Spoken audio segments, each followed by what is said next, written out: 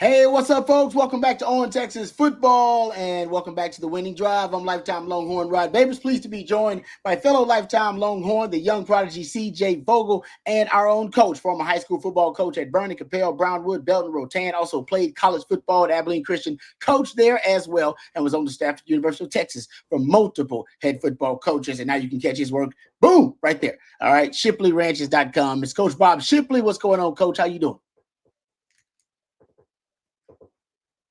Uh-oh. Hey, I'm doing good. Good Easter. Yeah. How about you guys? Yeah, doing great, Coach. Doing great. Speaking of Easter, I hope everybody had a great Easter weekend with the family. Hope you got a chance to hang out and enjoy each other. And glad you got a chance to hang out with us as well because we did a live stream last night. Folks hanging out, having a good time on Easter Sunday. We got a lot to talk about on the show today, of course. We got to get into the latest in spring football news, notes, and nuggets. Of course, we'll talk about the end, actually kind of the close of spring football. We're closing in on the last days of spring football for Texas. We'll talk about the spring portal, of course, get coaches' thoughts at the Longhorns getting a freelance society. Hello from Iraq. Hey, man. That's why we appreciate Freelance Society. He's loyal, no matter where you're joining us from. That's real journalism, by the way, from my man Freelance Society. Go check that out. Go give him a like as well. Yes, salute you, brother, doing the good work. Also, we'll get into the latest possible transfer portal interests that the Longhorns may have with some other players. There's actually a report the Longhorns may have a transfer portal player on campus, potentially someone they're interested in out of the portal. So we'll talk about that as well. We'll also get into the John Gruden quarterback camp. The quarterback class is back. His little feature is back. I think it's back with Barstool now. And Quinn Ewers is going to be on the Gruden quarterback class today. So we'll talk about Quinn Ewers and maybe he can improve his draft stock by what he showcases today with John Gruden. That'll be interesting. So we'll dive into that. And of course, it's draft week. So we'll talk a lot of NFL draft. Daniel Jeremiah has his latest top 150, so his last 150 right before the NFL draft. We'll talk about where the Longhorns land in that top 150, or at least what Longhorns land in that top 150, and we'll talk about how many Longhorns we expect to get drafted or hear their name called this upcoming weekend. But before we do any of that, let's actually dive into what we always look forward to, our Monday interview with Stevie Lee, my former teammate, lifetime Longhorn, always joins us on Monday, and he's already here because he's a man about his business. He's prompt and he's early, so we appreciate him. And but he joins us courtesy of our friends over at Hardgrove Roofing, hardgroveroofing.com. If you have any issues with your roof or any concerns about your roof, just leave it to the professionals at Hardgrove Roofing. They have offices all over Texas, Louisiana, and Arkansas. You see the number right there on the screen, 512-645-3202. And right now they're offering a free roof inspection if you reach out to our friends at Hardgrove Roofing. We appreciate them, the most pro-burnt orange roofing company out there, actually sponsoring guys like my man Stevie Lee here, lifetime Longhorn, proud lifetime Longhorns who bleed orange. So thank you very much to Hardgrove Roofing. Stevie, how was your weekend? How was your holiday weekend? I was not stuck. I shouldn't say stuck. I was in a gym, volleyball gym with my daughter for a volleyball tournament up in Dallas in the convention center all weekend. Oh. All weekend. Yeah. No, yeah. you were stuck. You were stuck. I'll say all weekend. Yeah. That's dedication, man. That's what you got to do. Yeah, I'm proud of it's my youngest daughter. I'm proud of her. They did really well. First thing I ever seen someone, my daughter ran into her teammate going after a ball and smashed her nose and blood was everywhere. That was the first time I ever seen that. Yeah. It was scary, but then afterwards we laughed about it. She's tough. Man, so they didn't break nothing. Everything was good. She had 2 loose front teeth, but that was it, man. She actually went back in the next game, finished playing with plugs in her nose, and that was on Friday. And then she had 2 more days to play, and she played. I'm so proud of her. That is tough. Wow, there you go. Hey, yeah, raising them right, Steve. Raising them tough. And she get that from her mama, not me. Steven, you've been out. You're like, nah, I'm done. I'm done, man. My nose bleeding. I'm good. Hey, Stevie, obviously it was a big, and I know you had a lot going on too. So I don't know how much you kept up with the Longhorns and their transfer portal acquisitions, but they got another defensive lineman in the transfer portal, Levon Johnson. I want to get your thoughts about, because now we're talking about 4 guys, D-linemen, that they've brought in via the transfer portal. MP Houston has a super chat here, and he wants to know your thoughts. Thank you, MP Houston, for the super chat. It says, Stevie, thoughts on all the D-lineman transfers that they've brought in? And, I mean, they obviously want to make sure that is a position that they don't leave anything to chance. And it's the second year in a row they've actually kind of gone all in at the D tackle position. What are your thoughts about the guys they've brought in? Do you have a favorite you think may be more impactful than ours out of Hero Canoe, Travis Shaw coming in, the late Cole Brevard, of course, and then the latest being Levon Johnson? So I see what PK's doing, man. I think he likes rotating. He loves rotating defensive tackles in and out, and they're all on the same level of play. No drop off. You know what I mean? So keeping fresh defensive linemen in there. I really like stacking the defensive line because, I'm a defensive tackle guy, right? The heart and soul of the defense starts with the 2 interior guys, right? Because, Rod, you might think differently, but that's the way I think. I actually agree with you. No. Okay. All right.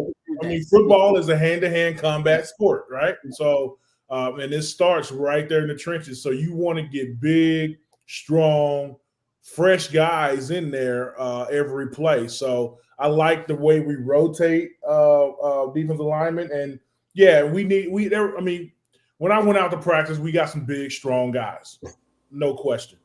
But a long season like we had last season, and these long games in the SEC up front, because it's just headbutting the SEC nowadays. And so you want to keep guys fresh in. So let's go get as many as we can, as many good quality guys as we can, and so we can have fresh rotation throughout the game. I'll ask you this, Stevie, because it is interesting to see Texas have to rebuild this defensive line for a second straight year, right? For some of these guys that aren't on campus yet, right? Levon Johnson, just committed, not on campus, didn't go through a spring ball, and we've talked about how a lot of this spring is all instrumental. They just want to learn the basics again. At the defensive line position, how I guess impactful is it that he's not on campus for the spring? Or is it just something that says, hey, the minute you can get up to speed with the calls and where you need to be, just go play ball? There's some guys that can pick up the playbook really easily. I'm sure he has the playbook already and looking into it. But as far as playing the position, spring ball is important. I won't sit here and lie about that. But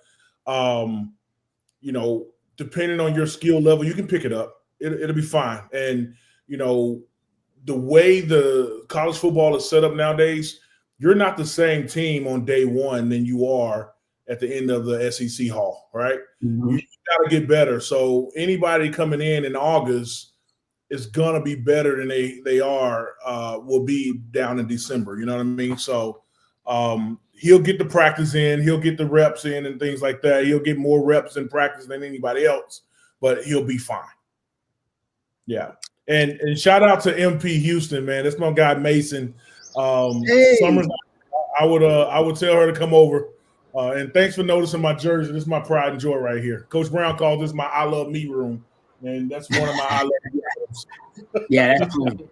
No, that's legit right there. Did you say an auction or something like that? You got that jersey? I got it at an auction. I got it at a silent auction. Yeah, no, that's really cool. Stevie, CB wants to ask you a question as well. He says, Stevie and Rod, who was the strongest D lineman at Texas back when y'all played together? Yeah, who was? I remember. I think Casey stood out when I first got there. That Casey was ridiculously strong, like crazy. Man, but, it's easy to be strong when your travel for bench press is just right here, because he had big, stocky, short arms. You know what I mean? And so press was big, so he lay down, and all you got to do is that right there, and that's it. You know, when you travel a lot, you can't push as much weight. So yes, it was Casey Hampton on the bench press, but a sleeper, man. Do you remember Miguel McKay? Yeah, I remember Miguel McKay, dog. Yep. Miguel McKay could get low on the squats and just explode out of it, man. I mean, I remember the bar bending for the first time he's seeing somebody with a bar bent was Miguel McKay getting under there and squatting. I can't remember the number, but it was enough to bend the bar. You know what I'm saying? Yeah. I remember that. You're right. That's good point. Miguel McKay, I wasn't a slouch in the weight room. I was all around strong. Some other people will beat me on, bench press or beat me in the squats, but I was high numbers in bench and squats. Somebody could squat and nobody could bench. Somebody could bench and then that person can't squat, but I could do it all around. Stevie, those best bench pressers are the guy with the short arms, the barrel chest, and the best squatters are the guys with the short legs. They don't have to, like you said, they don't have to go far. Yeah, Stevie, how young were you when you joined the 1,000-pound club? The 1,000-pound club. What am I? 43 right now. So 43. I've never hit 1,000 pounds, man. Yeah, you got to. The 1,000-pound bench, squat. What is the other one? It's like a hang clean or something. It was a big deal back in. All together. Man, we never did. Yeah, we never did that. We never did that. No. But if I calculate it, I think I hit 550, something like that, 545 on a squat, and I did 415 bench of like a few reps, and then my power clean, I was at like 255 or something like that. I was too tall for power clean, so that's 1,000, right? Yeah, easy. Yeah. Okay. So I probably hit that freshman year in college. Okay. Yeah. I believe that. No, Steve came in a big boy. Yeah. I can believe that. All right, let me ask you, Stevie, about because they got some other transfer portal acquisitions over the last week since we saw you last. Jack Indries, the tight end out of Cal. I heard about that one. Yes, I heard about that one. That one, and they got a kicker, by the way, as well. Mason Shipley, no kinfolk to our own Bob Shipley. What are your thoughts about the other transfer portal acquisitions the Longhorns got? So I was a little bit worried about the tight end position, man. But I'm hearing that what's his name again? Say his name. Jack Indries, I believe it is. Jack. Let's just call it Jack. I'm hearing a lot of good things about Jack. I haven't seen him play, but he's. I think in our system, he's going to be great and catch a lot of balls. And then our kicker situation, man, I really like Bert Auburn, man. I really did. I think that he had maybe a little bit of the yips at the end of the year, man. And we could get some people in here that could get his head right, get his mind right on things. But I wish him all the best wherever he lands. Did he land anywhere yet? No, not yet. He will though. Yeah, he will. He and then I read that he was the most, he made the most field goals at the University of Texas. He does have a lot of records. He's got some records. I don't know all of them. He's got. Yeah, so it's just unfortunate to see a kid that did so well for us for so long, and then all of a sudden he's has to move on. But that's the day of college football nowadays, guys. So but hopefully he lands well. I know the kid. We've done some events together with Hardgrove Roofing. Hardgrove hired him as a spokesperson. He was NIL deal with them. Yep. And so he's just a good kid from the Dallas Arlington area. And but I'm really excited about the tight end position because I think Sark can do a lot of good things if he has enough weapons. We got guys coming out the backfield catching balls. We got guys, down the field can catch balls because our quarterback Manny can get it to him now. And then we got check downs to the tight end that can actually move and get the ball as well, man. So I'm looking forward to that.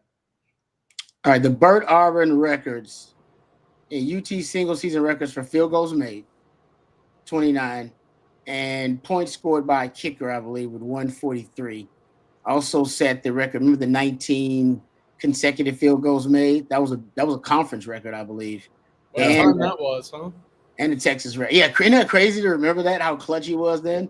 And he also set a record, Texas record for a kicker with 21 points scored against Texas Tech. I mean, there's no doubt he was a good kicker. It is a prime example of losing confidence as an athlete. Really, as in any, it doesn't matter what you're doing. Once you lose confidence, it's gonna affect you. It's gonna be it's gonna have a detrimental, debilitating effect on your performance. Yeah. Good kid, he's gonna be fine though. He's gonna be fine. Yeah. He'll find his place. You gotta get the confidence back. Once he gets the confidence back and the swagger back, he's good. He needed, he needed a slump buster. He never got the slump buster. He needed a slump buster, man. Hey, CJ, I know you know about that. CJ, it's a lot tougher for a kicker. It's a lot tougher for a kicker because as a DB, you got a few plays you can kind of gather your mind, and nothing's coming your way. As a kicker, every time you're on the field, the 100% of the spotlight is on you, and that's a little tougher slump to break out of than it is maybe you got beat deep, but they ain't gonna throw deep for a few plays, let you kind of get coached up and get your mind right. But a kicker, you're the Lone Ranger. It's all on you, and you're only as good as your last game. Yeah. No, it's like I said, you're right about that, Coach. That's a great point. As a DB, I can get it back, so I can go out there and go make a play. I can go out there and be technically sound and get it back. And matter of fact, that's what you want to do, right, Stevie? After a bad play, you want to get back out there as soon as possible. Now I got to get back out there, man.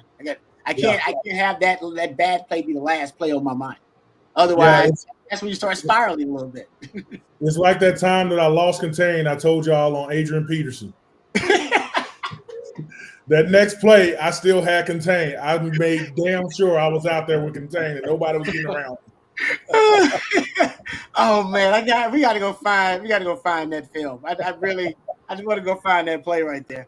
All right. Oh man, Stevie, thank you, brother. We appreciate the time. I won't keep you too long because I know you got stuff to do. You're actually still working, but you're gracious with your time, and thank you very much to you and our friends at Hardgrove Roofing. No problem, man. Thank you guys for having me. I'll be listening to y'all. If y'all need me, chime back. I'll chime back in. I'll be in the chat. Thanks, Stevie. Appreciate you. Thanks, Stevie. He's multi-talented. Lifetime local and Stevie Lee and my former teammate.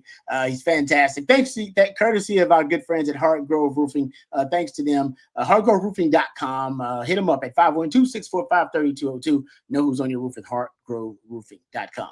All right, Coach, I want to get your thoughts because we really hadn't gotten your thoughts about the Longhorns acquisitions they got in the transfer portal. I wanted to get right to Stevie when Stevie joined us, but do you think the Longhorns got did they fulfill all their needs now as a team? Did they get all of the needs addressed, in your opinion, in the transfer portal with the latest acquisitions? Yeah, we needed one more defensive lineman. We talked about that last week, and that happened. And, of course, the tight end kind of seals the deal for me, from what we needed from an offensive standpoint. So I feel like the needs were met. And I don't know, are you guys projecting any other possible portal pickups? That's interesting you say that, Coach, because Texas will be actually hosting a defensive lineman from Syracuse, Murad Watson. He's coming in this evening. He'll be making his arrival to Austin. He'll be going through an official visit tomorrow, all of Tuesday as well. So Texas has already added 4 defensive linemen and potentially looking at a 5th. Watson was a freshman All-American last year at Syracuse, so it's a pretty talented guy. And like we've seen at a few positions already, Texas looking to get guys out of the portal for multiple years, right? Ways to kind of supplement that depth at key positions. That way you're not in a position next year to have to go out and get 3, 4, 5 defensive linemen again. So it'll be interesting, and if Texas goes all in for Watson, he's a heck of a football player, and we know Tennessee, Miami, a few other schools are already in the mix as well, but should be on campus here soon. Man, that'd be wild because last year was 3 defensive linemen, right? That they got via the transfer portal. and this year going on potentially 5 defensive linemen, D tackles. Is that problematic, or is this just a circumstance of transfer portal, the landscape that we're in, D tackle being such a rare, a unique, type of athlete? You got big guys, but big guys with twitch is kind of what you need with power. It's just hard. Good D tackles, interior D linemen are hard to find. Is that what we're looking at, or is there a way for Texas to build kind of developmental pipeline and be able to supplement? Because right now it seems like they're getting 3-4 D tackles in back-to-back years. I'm not saying it's a problem. I'm just asking if it is problematic. Could it be? On the surface, it absolutely is a problem, right? You'd like to be able to have that organic depth, right? Guys coming in as freshmen, building up, having a redshirt year, and then taking over sophomore, junior. Well, it obviously took a hit a little bit last year when you saw Bo Davis depart. A couple guys went with, right? A couple guys hit the portal.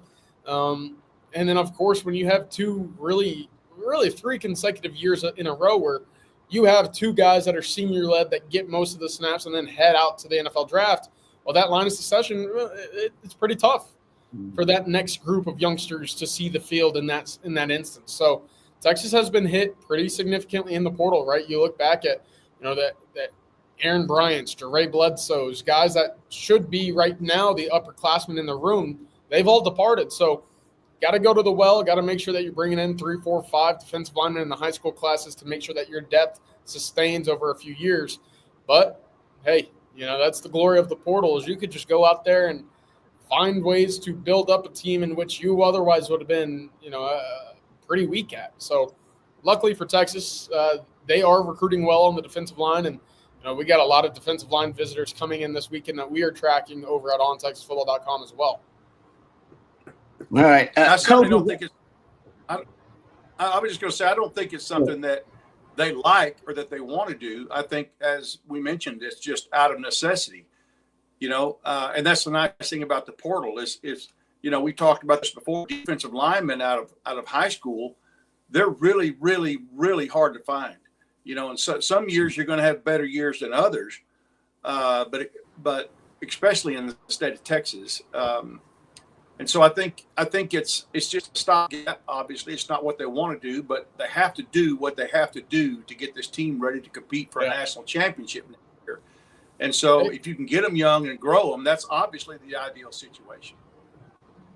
Yeah, you answered my question, Coach. Before I can get out, I was going to ask you, D tackle just seems like, other than quarterback, just to find the quality D tackles. If you're just looking at just quality football players overall on average, I figured good D tackles are as hard to find as any position other than quarterback to me. Right? I mean, am I wrong about that? I mean, CJ, you looking recruiting coach. You've been a coach for years. I mean, was there another position that you think is that kind of just tough to find, other than quarterback, of course? That's just a rare set of skills. But D tackle, man, seems like finding good ones, is getting tougher and tougher, in my opinion. Yeah, I would agree with that 100%. And I love the class Texas brought in this past year with Josiah Sharma, Myron Charles. You look at, of course, Justice Terry and how he will work to build on his frame. But, it's hard. It makes you feel like you really hit a gem when you find a 3-star guy that ends up having a Byron Murphy career, right? Those are hard, right? Developing these guys is not an easy thing. And, it's one thing to just have the size, but do you have the first step? Do you have the hand size, right? Do you have that feistiness? It's not an easy position. And, of course, you got to start looking at how bodies are shaped, right? Do they have the skinny ankles? Are they bow-legged, right? How do they move when they get in their stance? All sorts of different, tricks and little tidbits you got to look at that otherwise you just say, oh, he's a wide receiver, he runs fast, he catches the ball. Yeah, we got a spot for him, right? It's different with defensive linemen. And, Coach, I wanted to ask you, because I know you've been around some good ones. Who is the best high school defensive lineman you've seen over the years? Good question. Oh, wow, that is a good question. I tell you what, probably one of the best ones that I played against was a guy at Jasper High School that went on to A&M. His name was Red Bryant, and played in the NFL for several years. He's one of the best ones that I played against. I think he's probably the best. He was tough. We had to run away from him. He was in the backfield all day when we played them 2 years in a row, actually. Yeah. I asked that. I ended up. I've played Justin Matabuke in high school. He went to McKinney North. Obviously went to A&M. I believe he's on the Ravens still. But Coach, I'm sure you did this, Rod. That probably a thing back then too. But you got a coach that says, all right, seniors all get to be a captain, right? Senior classes get up there. 4 guys a game go up for the coin toss. Well, that was my day, I guess, to go up to the captain.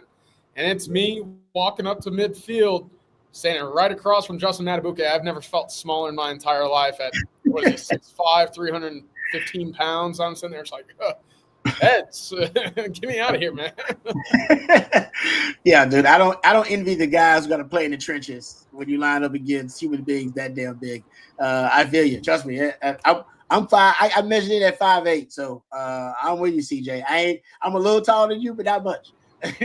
All right, let's thank our friends over at Von Lane before we move on here. I see some super chat and some questions. We'll get to those in just a second too. But if you tried driving, maybe you've tried flying between the major Texas cities, Houston, Dallas, San Antonio, Austin, well, now it's trying to upgrade your experience. The smarter way to travel between major Texas cities is Von Lane. Let's face it, folks, flying is a bit of a hassle. Security lines, packed gates, and delayed flights, and the ridiculous overpriced items in every airport, all for just an hour flight. It's not worth it. If you're driving, it isn't much better. Have you ever tried that same day round trip between Dallas and Austin, or Houston and Austin, or Dallas and San Antonio? That's hours of lost productivity, emails piling up, calls going unanswered, all work left undone, dealing with traffic jams, all to try to focus on the road. And that's a wasted day, folks, of productivity. And why waste a day when you can stay connected with Von Lane? Von Lane changes everything. It's luxury regional bus travel, what some call a private jet on wheels. You'll sink into a plush leather seat with a leg rest, stay connected with complimentary Wi-Fi, enjoy complimentary snacks and drinks on every trip, plus delicious meals on select departures. And if you need to freshen up, they have hot towel service. If you want to relax, they have eye masks and pillows and blankets. And the Von Lane team takes care of every detail so you can sit back, relax, unwind, and enjoy the best luxury regional travel on the road today. And if you're planning a football game, concert, special event, you can charter your own Von Lane coach for the ultimate group experience. Von Lane is first-class travel without hassle. See for yourself. Visit vonlane.com. That's VONLANE.com, and use the promo code OTF25 for $20 off your first trip with vonlane.com. We appreciate Von Lane for being a sponsor of the Winning Drive and being a member of the On Texas football family. All right, let's get to Jay Lee's question here. Jay Lee says, if Washington stays healthy, will he be better than Helm this year? I know the NFL Combine guy who loves Washington. Thank you for the super chat, Jay Lee. If Washington, I think his developmental track was somewhat deterred, I would say stunted his development track a little bit when he got hurt. They brought in Jack Injuries because I think they want a proven commodity, and Jordan Washington isn't that. But the athletic profile, I'll agree, of Jordan Washington is a guy that could be a 5-tool tight end for you, and a guy that could work the seam and be a receiving threat down the field. I just don't know where he is right now in his development. For him to do that next season, I think that's why they got Jack Injuries in the transfer portal. Yeah, and again, not having a spring season at a tight end position where you're taking the first team reps for the majority, that's tough, right? You're supposed to take that leap, right? Developmentally, of course, physically, of course, but mentally, I think is the big part for tight ends that probably isn't spoken enough about. It's one thing, again, for Jordan Washington, has a basketball background. You see the tape, he's physical in the trenches. But then to go up and line up across from a Colin Simmons, someone that is going to be an NFL caliber edge at some point in his career, to win those reps, to at least line up over and say, okay, I can do this snap in, snap out. not to have that in the spring, I think, is pretty significant. So, would he have had a statistically better season than Gunnar Helm? That's tough, because what did Gunnar Helm do this past year, right? He set a pretty substantial tight end record for the Longhorns in 786 receiving yards. So I would have said no, even if Jordan Washington was fully healthy. And I say that because, again, I think there will be more shots down the field. You won't see the checkdowns or kind of that short, quick game to Gunnar Helm that we saw often with Quinn Ewers. So it probably wasn't going to be a great marriage statistically for the tight ends, but I'm not going to say I'm giving up on Jordan Washington at all. I think he's going to have a heck of a career at Texas before it's all said and done. Yep. I just think it's going to take a little bit longer now, potentially. But I'm with you. I mean, Gunnar Helm had the greatest statistical season for any tight end in Texas football history last season. We don't talk about it a lot, but he did set the record for yards and receptions, too, in the single season. And that came right after JT. Yeah, exactly. They actually missed touchdowns by maybe like 2 touchdowns, 2 off the record. Either way, it's hard for me to see a tight end that hasn't gotten a target coming in having that kind of productivity. Remember, Gunnar Helm, he was trending up to that. He had, there were a couple of years where basically he was the secondary tight end to JT Sanders, and slowly learned the offense. And there's no doubt Gunnar Helm was one of the biggest surprises of the season, because I didn't see that happening. I mean, I just didn't see him having that kind of breakout season, being basically a bigger threat or a more effective passing threat than JT Sanders. If you'd have told me that, I'd been like, nah. If you'd have told me that, I'd have been like, nah, I don't think so. And so, to your point, Jay, maybe Washington is that guy. Oh, if he sees the field, he just becomes a star in that offense. I will say this: the tight end position for Sark, though, there's a lot of movement for that guy. I mean, JT Sanders, when he was in the offense, I didn't track it really for Gunnar Helm this past season, but it was over, 15% of the time he's moving, he's shifting. That's a lot of learning the offense, because essentially it turns you into an H-back sometimes, and you work the slot, you got to be out wide. So Jordan Washington has been in the system now a little while, but think about the tight ends that do break out for Sark. They usually have, I would leave a little bit of time to season and mature in the offense. But we shall see. And Jack Injuries is already, kind of tailor-made to step in and take a lot of the early targets for the offense. And it's the thing, CJ and Coach, we haven't seen in the last 3 years Sark have a balanced attack between his tight ends in the passing game. It's usually just one main target in the passing game. It was JT for 2 years, then Helm last year. And then the other tight end has like 17, 15 targets, something like that. Yeah. So maybe this is the year where you actually get a little more balance with the tight ends. Yeah, I like that. It's interesting looking back at 23 saying, how did Gunnar Helm not get more run in 2 tight end sets, right? It's interesting. But, hey, I'll throw this back to you guys. Could this 2025 group of tight ends be the most athletic? I wanted to just say fastest group, but I think with Jack injuries coming in and what we know of Jordan Washington, will it be Spencer Shannon? Will it be Nick Townsend? We'll wait and see what that rotation looks like. That's a lot of athleticism, and we saw athleticism continue to grow and improve over Jatavian Sanders. Obviously, Gunnar Helm hurdled a few guys, but I'm thinking the speed in this room with Jack injuries, some of his tape, I mean, he was outrunning corners at times. So I'm thinking the speed might be a bit of an increase at the tight end spot next year. And to me, that kind of plays into the motion that we talked about, because you can be more of a threat with those guys than you can, a 6'5", 270-pound tight end that maybe Penn State has, or, Iowa has, or something like that. It seems like, Rod, didn't you last season, I believe you did a study, and didn't Texas have their tight end in motion more than any offense in the country? Yeah, it was. Yeah, when JT's last year was one of the national leaders. Yeah, it was. Yeah, that's what I thought. And so it seems to be a trend that Sark is recruiting those type of tight ends that can get across the formation and maybe stretch the field either horizontally or laterally, or vertically or laterally, however you want to say it, and get those guys either take some pressure off the receivers by them having DBs to try to cover them, or getting them on a one-on-one with some linebackers.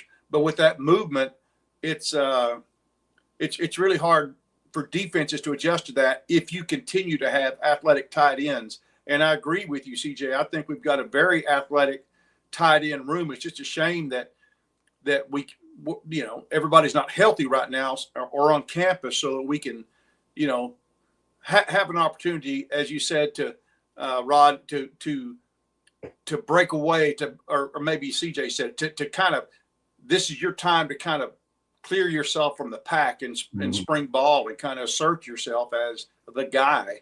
Yep. And I don't know that we have that right now on the field. Yep. No, I agree. And I think Jay Lee has another one here, actually. I believe another one. Yeah. Said, being the oldest in the room and so much opportunity to be the number one guy this year, do we know why Nyblack left? That is a good question. I actually don't know. Remember, a lot of people were predicting he was going to be a breakout star in the offense, and that never came to fruition. It just didn't work out. I think you got to give a lot of credit to Gunnar Helm in that regard. I think they, like us, like a lot of us, they didn't know if Gunnar Helm was going to be able to be a true threat, because everybody knows Gunnar Helm was getting no attention early on in the season, right? That was going to Bond and Golden and the other threat and other weapons they had offensively. And I think that's why in that Michigan game, he blows up early on in the season. He blows up. And then teams have to start, at least paying, allocating some resources to, hey, Gunnar Helm's the guy we got to watch in the red zone and on third down. So they didn't need Nyblack, basically, because Nyblack, it wasn't a good blocker. So they didn't need him because Gunnar Helm was the passing threat that they didn't know that he was going to be, but he exceeded all expectations in the passing game. So you didn't need a Nyblack to juice the passing game at tight end position. Yeah.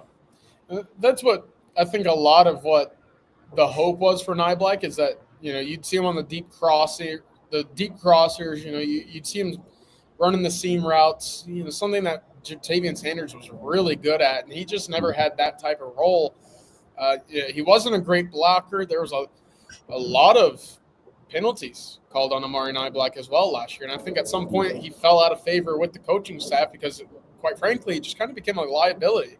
Right, one of Quinn's best passes against Michigan was called back on a little, flat-footed sidearm, kind of just flick of the wrist out to Jonte. It looked like a completely different, like no-look pass almost, called back because of holding. So, unfortunate, of course, and now Texas will get to play him this year at Texas A&M. So, maybe a little revenge for Amari. I'm sure that's top of mind for him. But at the same point, I have to imagine Jordan Washington would have won that job if it was between the two of them this year. Guys, I think 2026 Texas tight end room is going to be one of the best in the country. It's going to be gnarly. Yeah, right? Because I'm assuming you'll get Jack Injuries in his senior year as your veteran. Jordan Washington will be ready to have a breakout campaign if it don't already happen, Jay Lee, this season. Then you'll have the Amari Winston be more of a veteran, and Nick Townsend, who you've been talking about, CJ, for a long time. You can't wait to see what he does. He'll have time to now acclimate to the offense. I mean, it's going to be a really – nothing against Spencer Shannon, too. Shout out. We don't know – we still don't know what we got in Spencer Shannon. Right? Right, Coach? I haven't heard – is it a good thing or a bad thing that I've heard nothing about Spencer Shannon? Really? Certainly can't be good. So it can be good. Okay. Because I haven't heard bad stuff about him, but I haven't heard anything good either. So I don't really know what to think of it. And I brought in Jack Hughes. I think that's a good starting, kind of spot for the tight end position to stabilize it. Now, Amari Winston, Spencer Shannon, Jordan Washington, who, like Coach said, whoever separates now, go get it. Go take the job. Who wants that second time? But did we all think Juan Davis was going to lock it down? I didn't think Juan Davis was going to lock it down. He did. No. He's surprised. And that goes back to it, Rod. Staff trusted Juan Davis. Yeah. Hey, he might not be the fastest, might not be the strongest, tallest, whatever.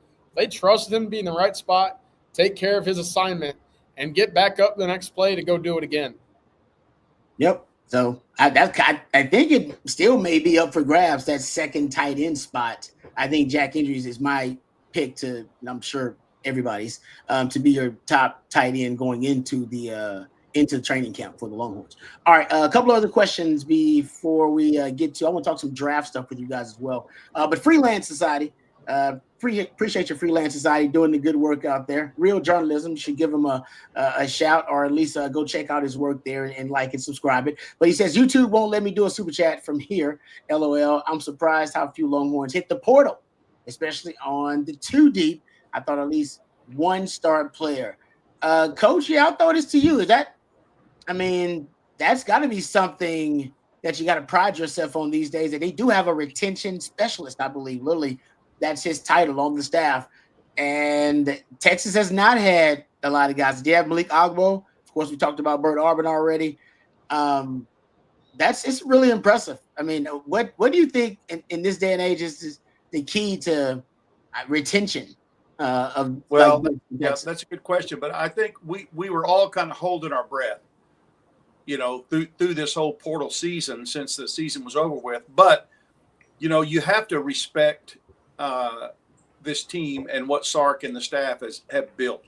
I hate to sound like a broken record and keep talking about culture, but the grass isn't always greener on the other side.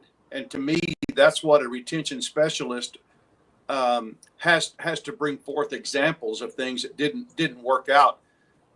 If you're just chasing money, you could sacrifice. You can go to, I don't know, whatever. Just pick any mid-major type school, and go be a starter. But is 2 years there going to get you in the league and drafted higher than one outstanding year playing in the playoffs for the Longhorns? That may be a little bit unlikely 1 year, but to me, I think it just, you guys know more about it than I do.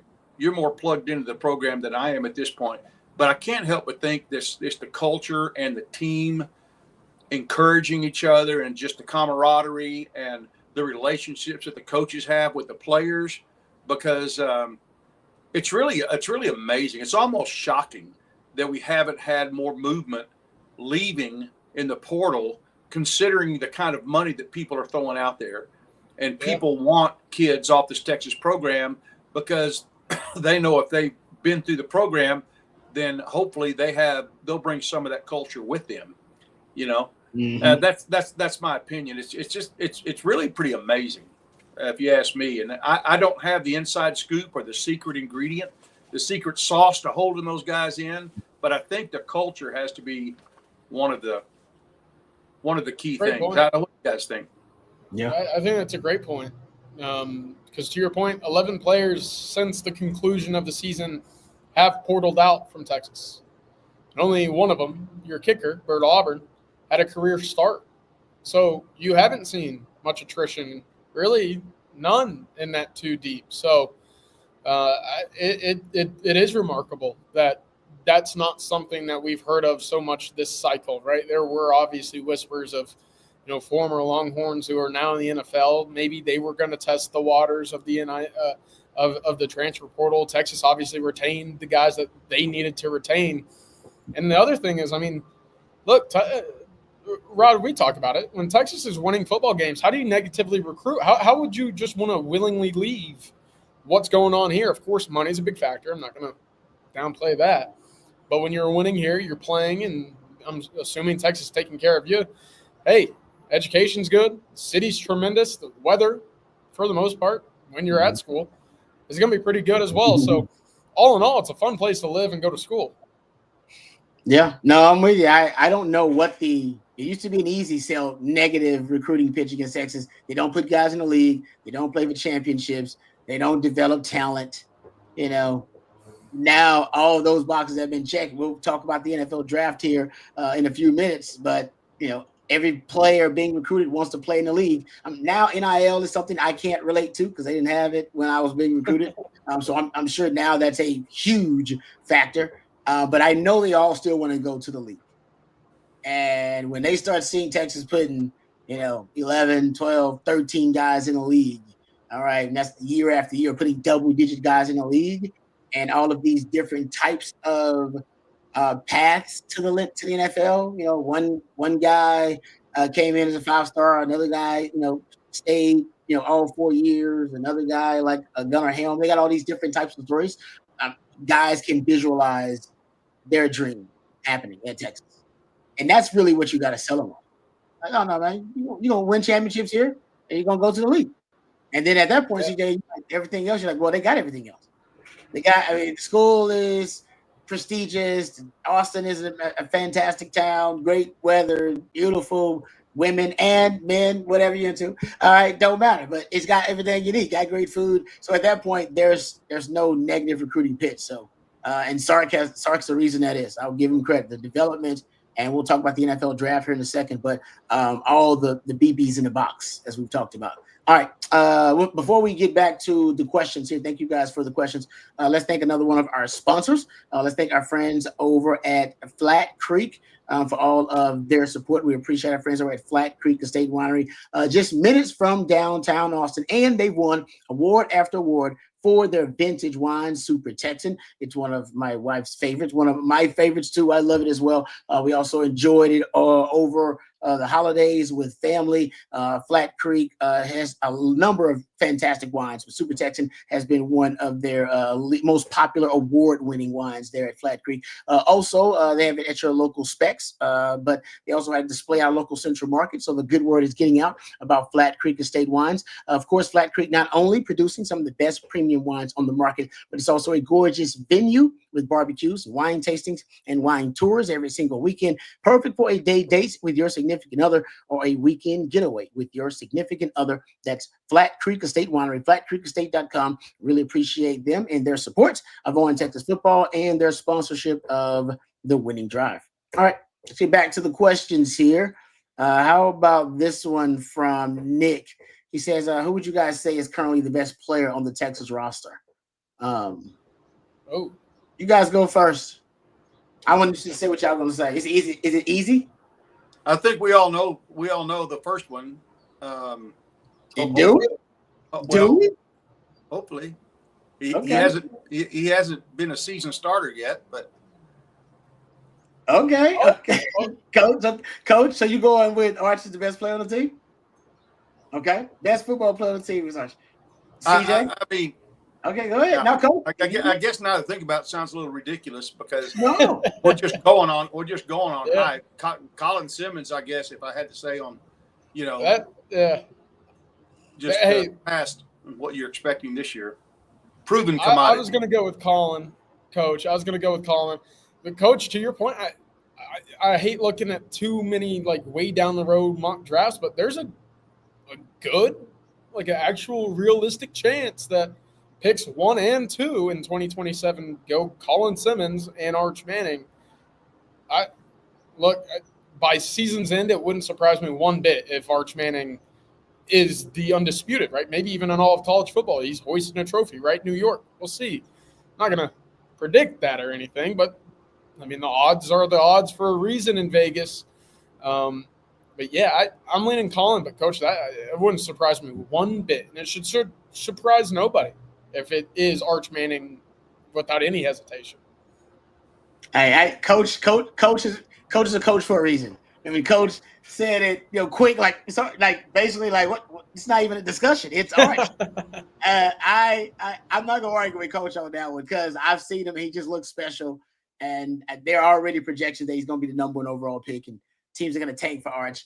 I'll go devil's advocates. I think I like both of y'all's. By the way, it's hard to argue against either one of those, Colin Simmons or Arch Manning. I'll go with Anthony Hill though. I'll throw out Anthony Hill. If we do go pure football players right now, Anthony Hill, he's got a higher pressure rate than Colin Simmons last season. All right. And he is the heart and soul of the defense. Best linebacker in the country, but also best pass rushing off-ball linebacker in the country.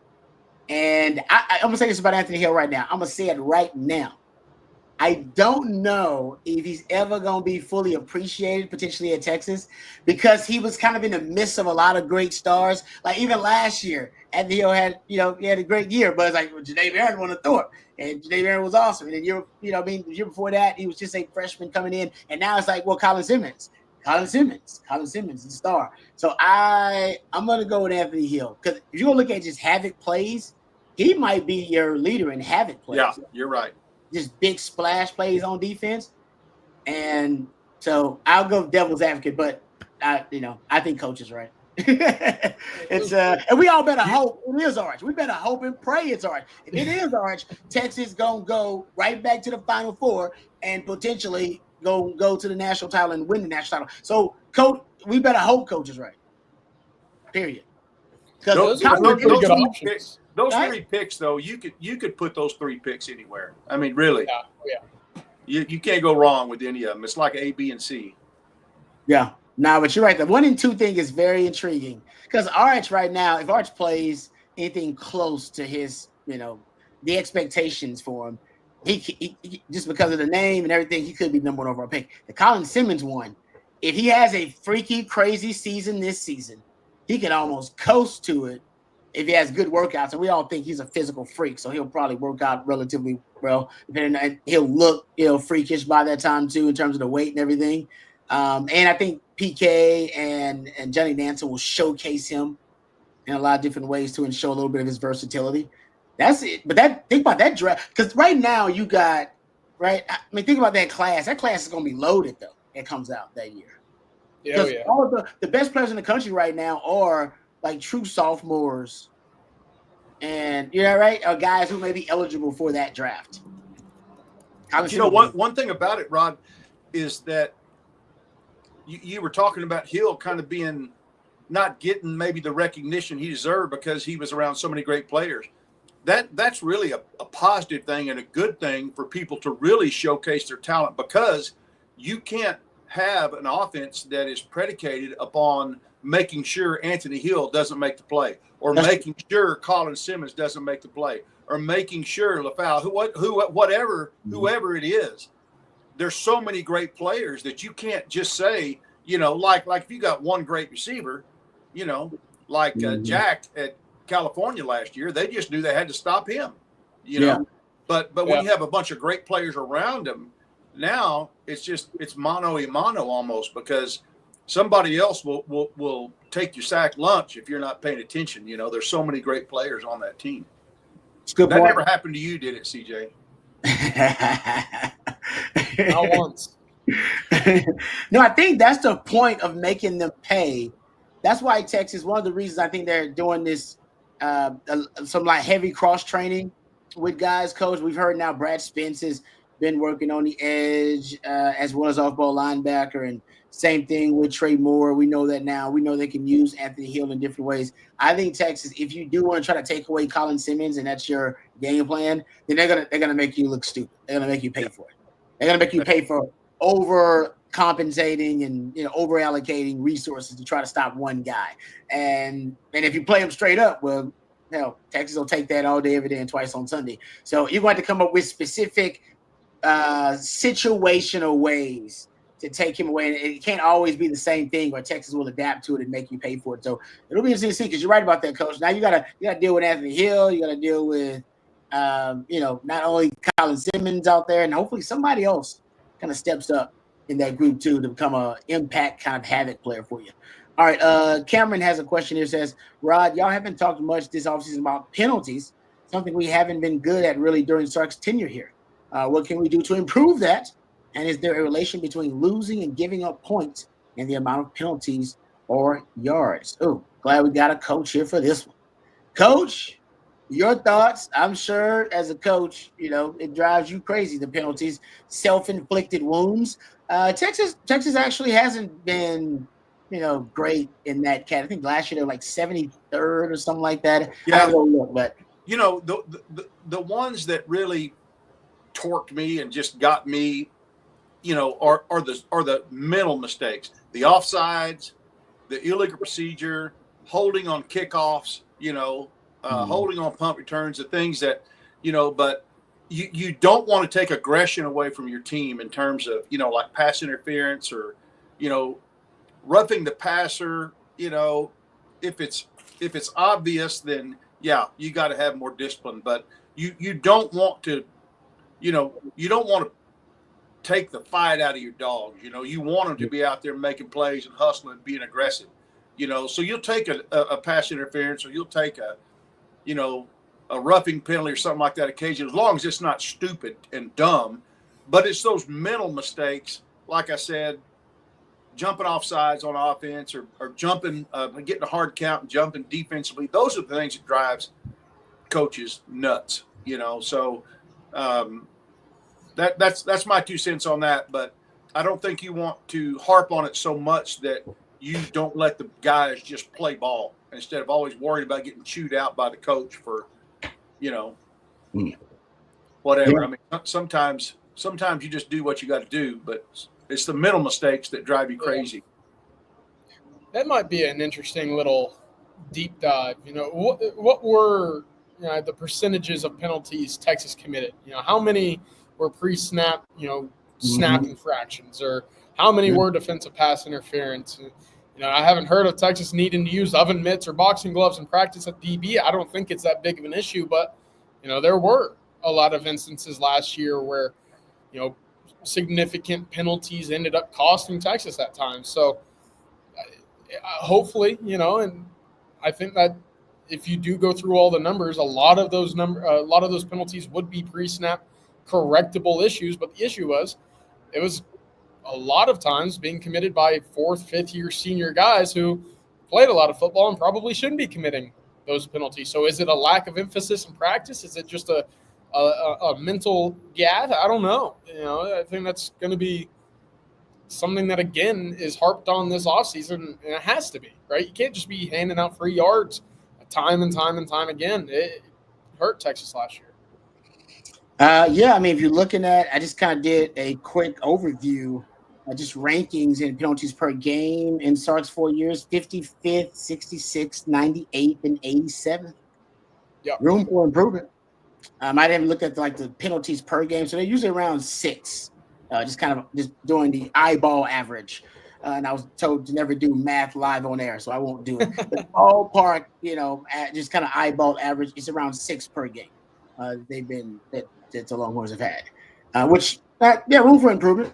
I agree, and I agree with CJ. Depends on the situation, because sometimes Texas may be up in a game, and then second string guys come in, and maybe some lapses and some pre-snap penalties to that point, because they're not as buttoned up as the other group. So it's all about a win. I'd like to see win those penalties. How many third down? Remember, Texas had some third down penalties on offense. Those were brutal. Like, it's third down, and you got a guy that's a false start. It's like, come on, man, that's crazy. So situationally, red zone penalties and third down penalties, they feel – honestly, those first down penalties hurt too. I say that. I'm basically talking about all penalties now, but those first down ones, they take the first and 15 and first and 20. Like, that's brutal. So there's no doubt about it. You're right. I mean, I haven't done the study about the correlation between the two for Texas, but that's one of the things we don't talk about enough. We focus on red zone, critical errors in the red zone, which have hurt Texas. That's one of the seems to be almost a systemic issue now with Texas. Sark and his teams have never been necessarily great offensively at third down in critical areas like that too. How much of that is related to this? So maybe we should do the deep dive.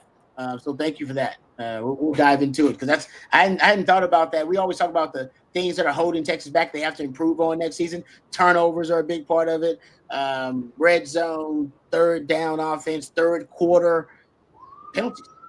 Put it on the list. And special teams, of course.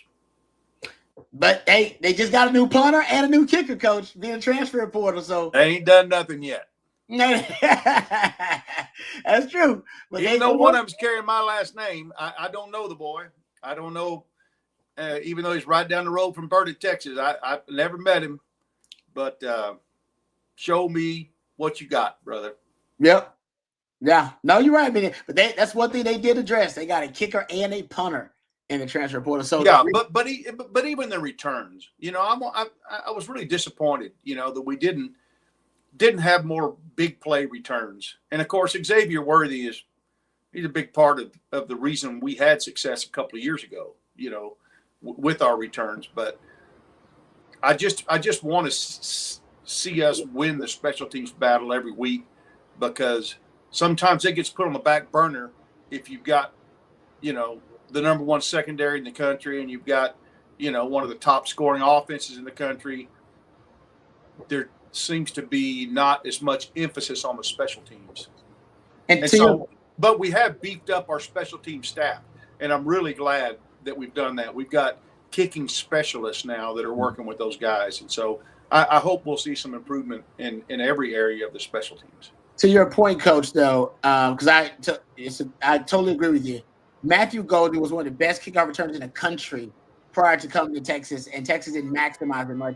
Thomas Bowden was also one of the best punt returners in the country when he came to Texas, and did get that punt return in the with the Arizona State game, got that big return. Yeah. But I'm with you. I think for the most part that it was underwhelming, considering now look at Matthew Golden. He ran a 4.29. All right. I mean, so you have that wasted explosivity in kick return, I think was disappointing for Longhorn fans. And by the way, speaking of Matthew Golden, he was on a show. Is it Kay? What's her name? CJ, you probably know her. Kay Adams? Yeah. Did you see the interview where he said he ran a 4.29 with a bum ankle? I did see that. I'm surprised of all the Longhorns to predict breaking the record. I'm surprised he didn't. Dude, yeah, that's crazy. He said, "Yeah, I had an ankle issue. It was bothering me." And he ran a 4.29 with an ankle issue. Wow. I can't imagine being that damn fast. I was pretty bad. Get Torrey Beckton on Team USA. I'm tired of, losing track and field events. You're going to be this fast playing football. Go represent the country, man. We need to Seriously, I didn't say you wasted your talent, but you can achieve more. Thank you. How about this one from Tristan? Tristan Gordon here says, "Great show, guys. How are we feeling on the evaluation of Jordan Washington, and who would you compare his max potential to?" Oh, this is Jordan. We got multiple Jordan Washington questions today. People are excited about Jordan. Okay, this is a good one.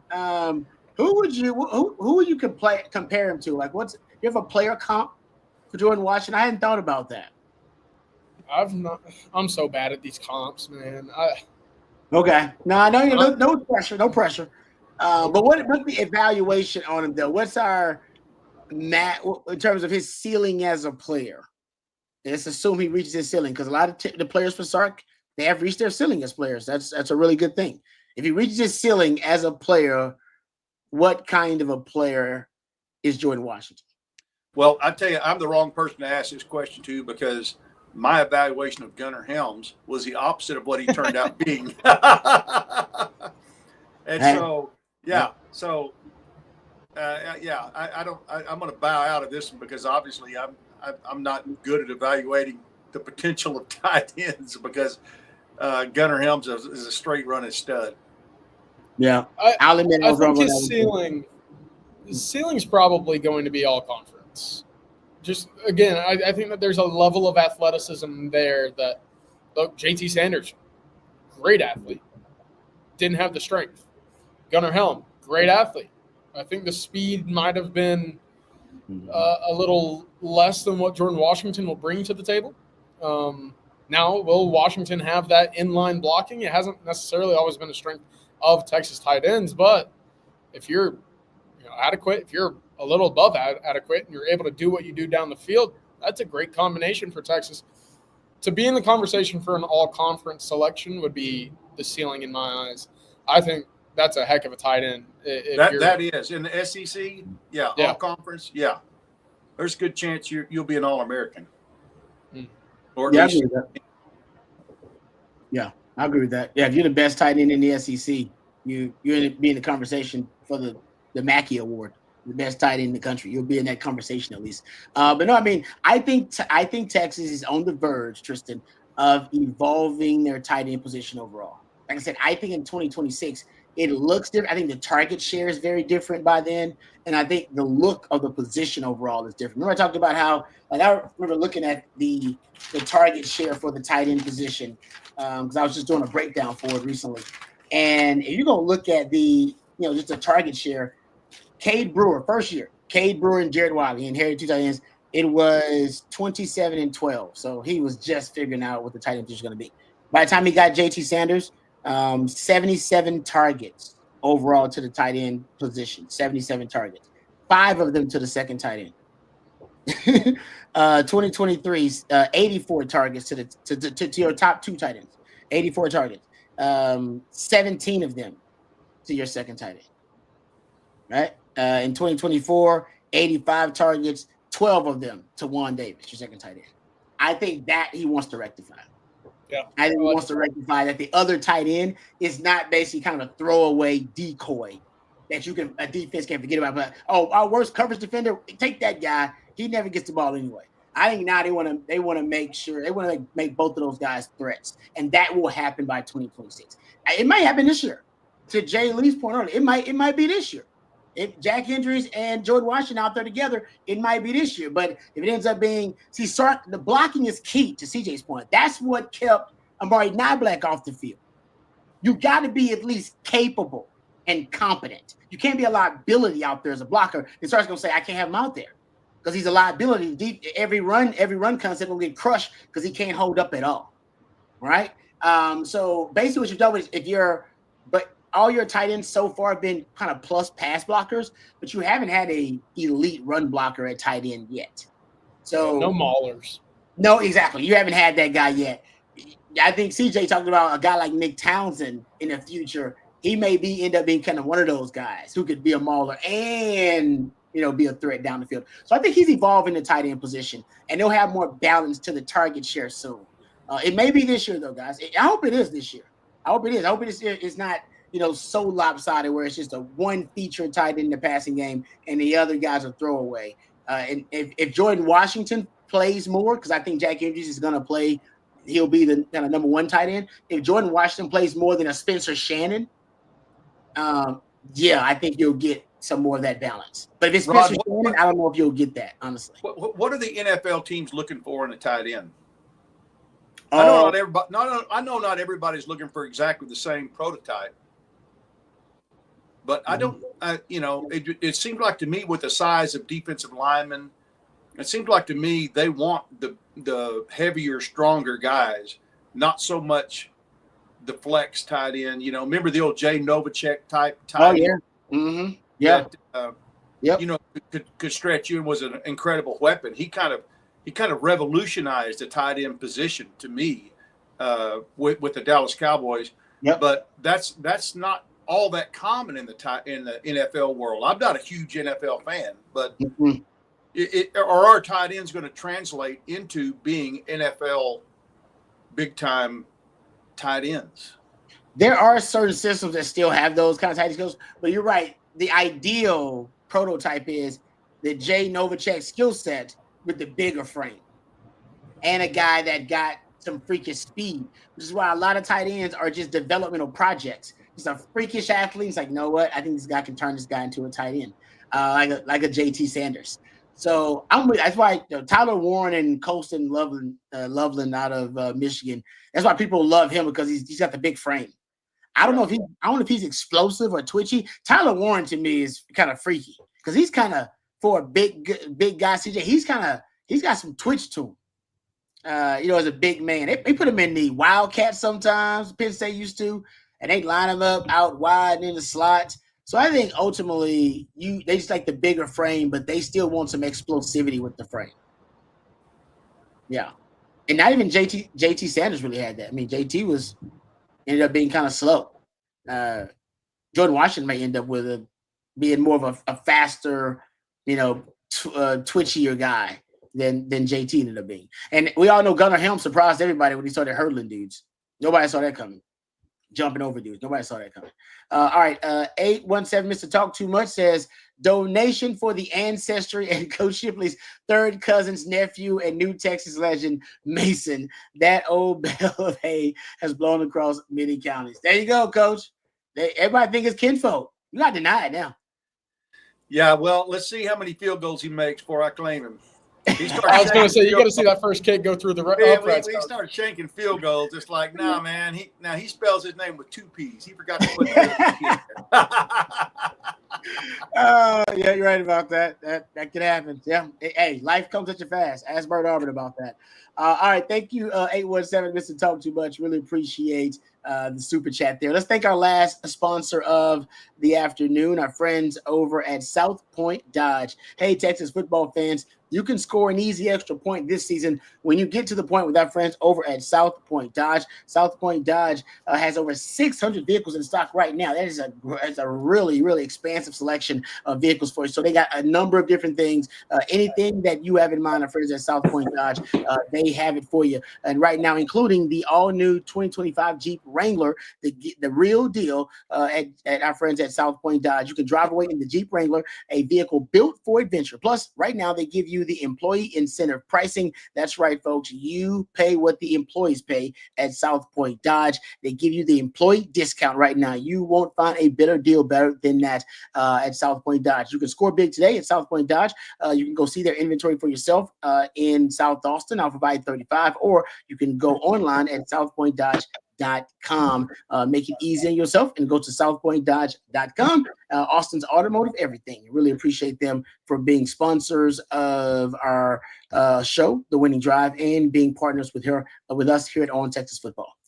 Thank you very much to southpointdodge.com. All right, guys. Real quick before we get out of here, I said I would get to this Daniel Jeremiah top 150. I just want to throw it out there.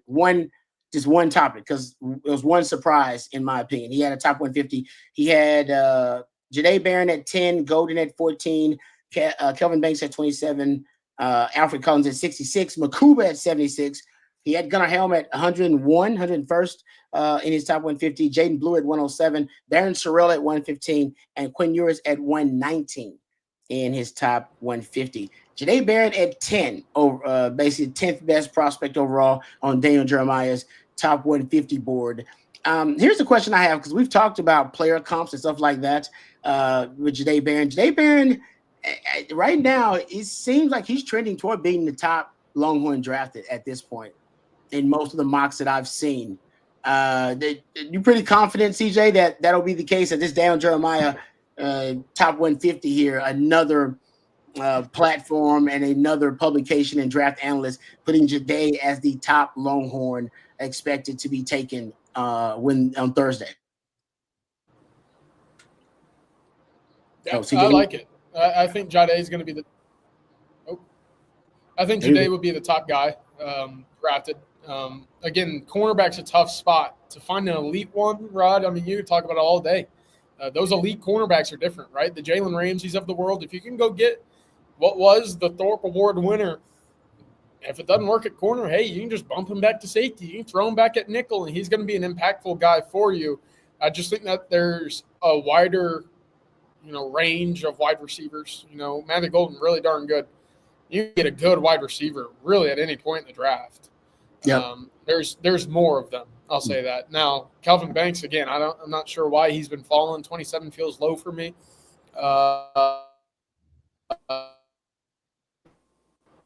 Jahdae feels like that surefire top Longhorn for whenever it comes around Thursday night. Yeah, I don't know why Banks is falling. I did see a draft analyst that said they had someone who, I think it was Todd McShay. He heard someone that the Dolphins really like Kelvin Banks. I think they're at 13, if I'm not mistaken, somewhere around there. So I think Kelvin Banks will go earlier than some of the mock drafts have him, which is in the 20s and even the late 20s here for Daniel Jeremiah. All right. Thank you guys for the super chats. Really appreciate it. And thank you once again to all of our sponsors. Thank you to Hardgrove Roofing, hardgroveroofing.com. Thank you to Flat Creek Estate Winery, flatcreekestate.com. Thank you to Bond Lane as well, bondlane.com, and use that promo code OTF25 and you get $20 off your first trip with Bond Lane. Appreciate them. And South Point Dodge, southpointdodge.com as well. Thank you, Coach, for all of the nuggets insights and the wisdom. Thank you, CJ, for all your hard work.